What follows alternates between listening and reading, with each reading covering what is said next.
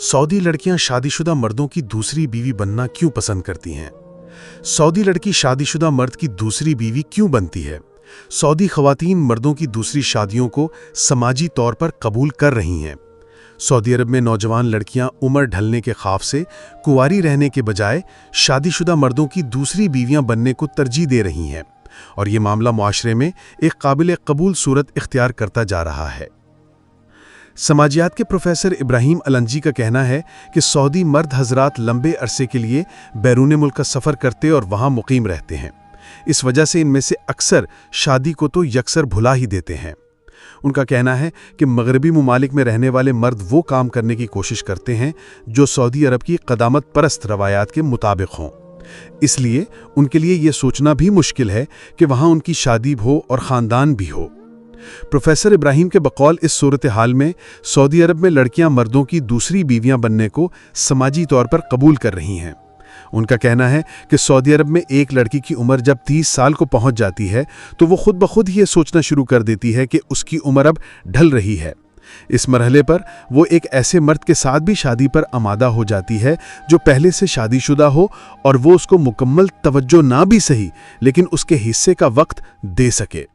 उनका कहना था कि मर्दों की एक से ज़ायद शादी से ना सिर्फ ढलती उम्र की लड़कियों के अखलापे का मसला हो सकता है बल्कि इससे बग़ैर निकाह के नाजायज़ जिनसी ताल्लुकात की भी बेखकनी की जा सकती है। उन्होंने सऊदी रोज़नामे अशर्क को बताया कि सऊदी अरब में गैर मनकूहा जोड़ों के यहाँ पैदा होने वाले बच्चों की देखभाल के लिए मराकज़ कायम हो चुके हैं, लेकिन हमारे मुल्क में पहले कभी इस तरह की सूरत हाल पैदा नहीं हुई थी कि कसीर तादाद में वल्दुज़्ज़िना बच्चे हों। इसकी एक बड़ी वजह यह है कि मर्दों की दूसरी शादियों पर एतराज़ किए जाते हैं। दूसरी जानिब एक सऊदी खातून फातिमा इब्राहिम ने इस बात की वजह बयान की है कि बाज़ ख़वातीन पहले से शादीशुदा मर्द की बीवी बनने पर क्यों आमादा नहीं होती हैं। उनका कहना है कि एक मर्द अपनी दोनों बीवियों के साथ मसावी सलूक नहीं कर सकता।